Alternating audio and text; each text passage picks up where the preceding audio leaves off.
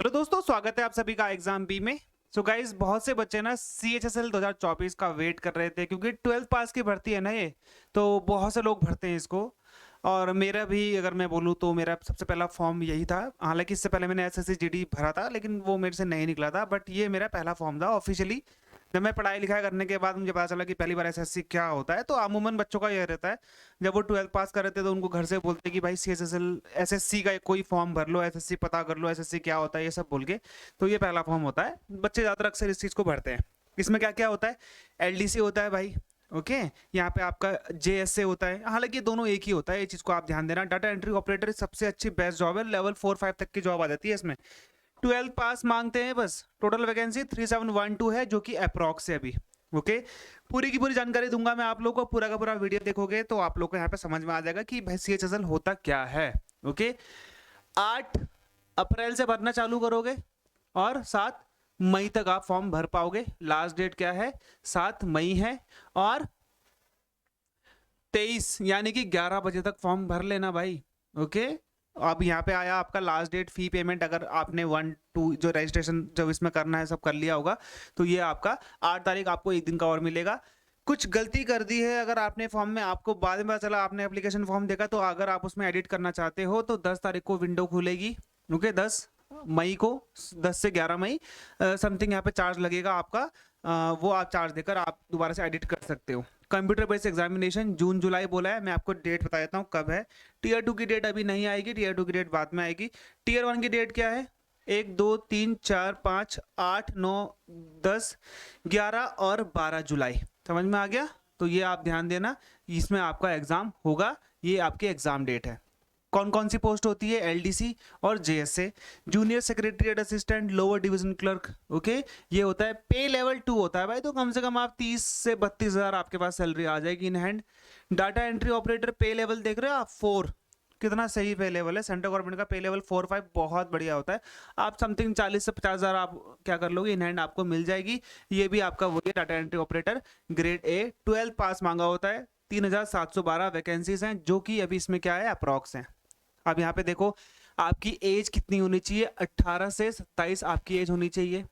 आपका जो जन्म है 2 अगस्त 1997 से 1 अगस्त 2006 के बीच में होना चाहिए। जर्नल कैंडिडेट की बात कर रहा हूं मैं यहाँ पे।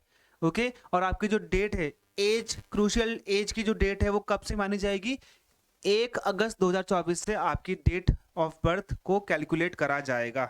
जैसे कि पिछले बार CPO में भी गलती हुई थी, अभी इन्होंने इस बार इसको ठीक कर दिया है। तो 1 अगस्त से आपकी डेट मानी जाएगी। SC ST OBC को जो भी यहाँ पे मिलता है वो सब मिला हुआ है। SC को 5 साल का, SC ST को 5 साल का, OBC को 3 साल का, PWBD को 10 साल का। और ये सब है, ये आपके लिए इंपॉर्टेंट है दोनों, ये आप लोग को पता होना चाहिए। डाटा एंट्री ऑपरेटर के लिए सिर्फ यहाँ पे जब आप पोस्ट प्रेफरेंस भरोगे ना, लास्ट में जब आप स्टार्टिंग में भरोगे तो वहाँ पे आपको दिख जाएगा। तो यहाँ पे जो एक DO की पोस्ट है, ministry of consumer affair, food and public distribution and ministry of culture, इसमें आपका 12 पास चाहिए साइंस से विद मैथ्स, सिर्फ इसी में। बाकी बहुत सारी पोस्ट होंगी, उसमें आप नॉर्मली भर पाओगे। ये 50-60 मुश्किल से पोस्ट होती है, इसमें आपको साइंस विद मैथ चाहिए, बाकी किसी में नहीं चाहिए। जनरल 12 पास होके चल जाएगा आपका। LDC और DO कुछ पोस्ट है आपकी, except DO department of ministry mention in, इसको छोड़कर सभी में आपका सिर्फ 12 पास चाहिए। यहाँ पे सिंपली इन्होंने बोला हुआ, इस पोस्ट को छोड़कर सारी की सारी पोस्टों में मुश्किल से कितनी पोस्ट होंगी? 50-100 होंगी। अब देख लेना कितनी होंगी, आई थिंक ज़्यादा तो नहीं होंगी। तो ये पोस्ट आपकी सिर्फ 12 पास की है। नॉर्मल 12 पास आपने किसी भी स्ट्रीम से करा हुआ है। ये पोस्ट को छोड़ दो भी दोगे तो आपके पास बहुत सारी पोस्ट बचेंगी। और जो बच्चे भी 12th में हैं वो फॉर्म भर सकते हैं, जो अभी 12th में है, लेकिन उनका रिजल्ट, पास का रिजल्ट ध्यान देना, 1 अगस्त से पहले आ जाना चाहिए। 1 अगस्त से पहले, जैसे अभी उन्होंने 12 पास का एग्जाम दिया होगा, अभी बोर्ड के एग्जाम चल रहे थे, उन्होंने एग्जाम दे दिया, अभी वो रिजल्ट का वेट कर रहे हैं, तो उनका रिजल्ट इससे पहले आ जाएगा ना अगर, तो आप ध्यान देना कि वो फॉर्म भर सकते हैं, ऐसा कुछ प्रॉब्लम नहीं है। ओके, टीयर 1 टीयर 2 और उसके बाद टाइपिंग, ये चीज़ का आप ध्यान देना। टीयर 1 टीयर 2 और टाइपिंग में आपका यहाँ पे होता है। टीयर 1 में आपका क्या है? इंग्लिश, GK, क्वांट्स और जनरल अवेयरनेस। GK नहीं है, जनरल इंटेलिजेंस है, रीजनिंग बोलते हैं इसको। इंग्लिश, रीजनिंग, ओके, यहाँ पे आपका क्वांट्स और GK, जिससे अब आप करंट अफेयर जो भी आप बोलते हो, नॉर्मल है, कोई दिक्कत नहीं है। सभी सेक्शन के इंग्लिश के 25 क्वेश्चन, रीजनिंग के 25 क्वेश्चन, क्वांट्स के 25 क्वेश्चन, जनरल अवेयरनेस के 25 क्वेश्चन। हर क्वेश्चन आपके 2 मार्क्स के हैं। ओके, तो यहाँ पे आपका 100 क्वेश्चन और 200 मार्क्स का यहाँ पे आपका पेपर हो गया। ओके, 60 मिनट आपको दिया जाएगा इन क्वेश्चन को करने के लिए, 100 क्वेश्चन को करने के लिए।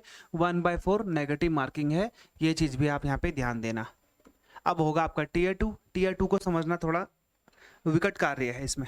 ओके, तो आप यहाँ पे समझो, टीयर 1 जो पास कर लेगा, मेरिट जो जाएगी वही 120, 140, 150 जितनी भी जाती है।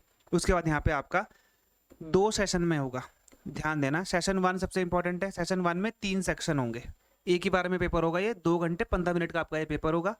सबसे पहला होगा आपका सेक्शन 1, आपका उसमें मैथ्स दोबारा से होगा, उसमें आपका रीजनिंग दोबारा से होगा। 30 क्वेश्चन मैथ्स के, 30 क्वेश्चन रीजनिंग के।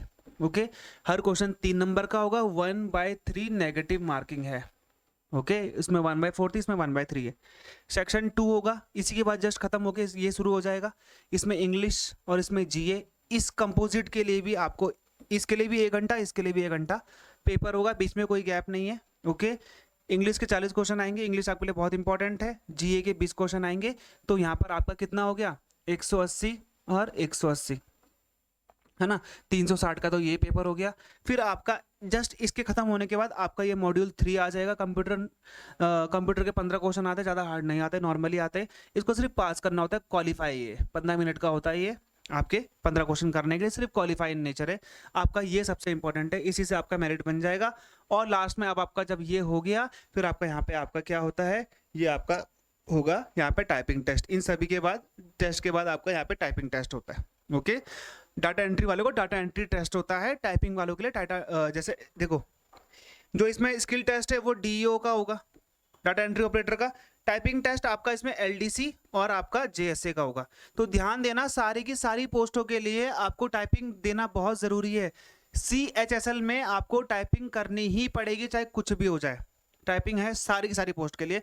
ऐसा मत समझना कि मैं सिर्फ एलडीसी बन जाऊंगा, टाइपिंग आपको सारी पोस्टों के लिए क्लियर करना पड़ेगा। ये चीज़ को कंफर्म मान के चलो, विदाउट टाइपिंग के लिए कोई पोस्ट नहीं है। ओके, टीयर 1 का मैं आपको नहीं बता रहा हूँ, टीयर 2 की तैयारी करोगे तो टीयर 1 उसमें कंप्लीट हो जाएगा। टीयर 2 का सिलेबस बता देता हूँ आपको।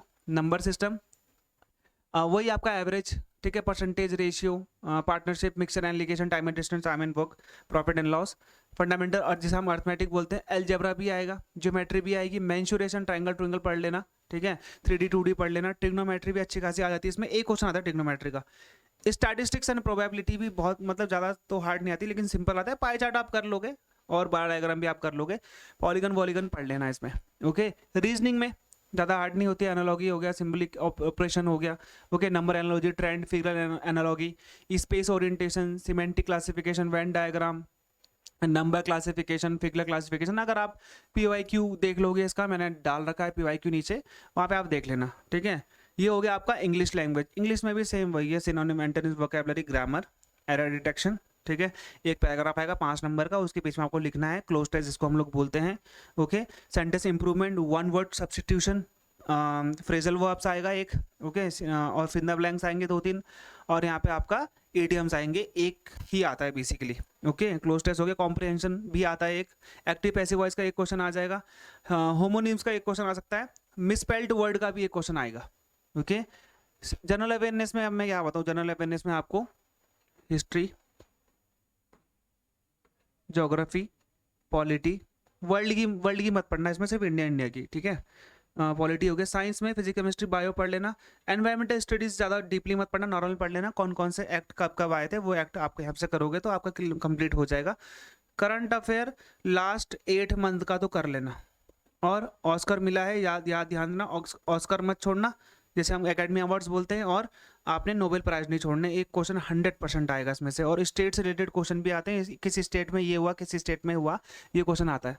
कंप्यूटर में ये वैसे भी आपका क्या है, आप बोल सकते हो, सिंपली आप इसे बोल सकते हो कि ये क्वालिफाई करना है आपको ज़्यादा, उसमें 4 या 5 आती है इसमें cut off. Center processing organisation, input output device से क्वेश्चन आ जाएगा। Memory organisation, window explorer, keyboard shortcut, control Z, control X, control D, control Y, ये सब आता है, ठीक है।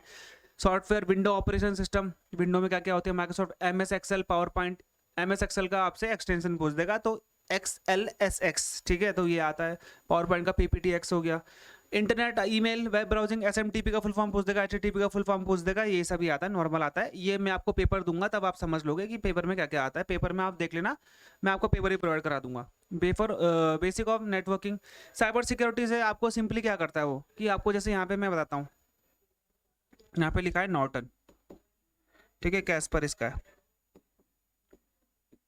नॉर्टन हो गया, कैस्पर इसका हो गया, और क्रोम हो गया, नन ऑफ दिस। इसमें से आपको बोलेगा कि which of the following is not antivirus, तो आपने यहाँ पे सीधा क्रोम करना है, ये क्योंकि ये एक ब्राउजर है।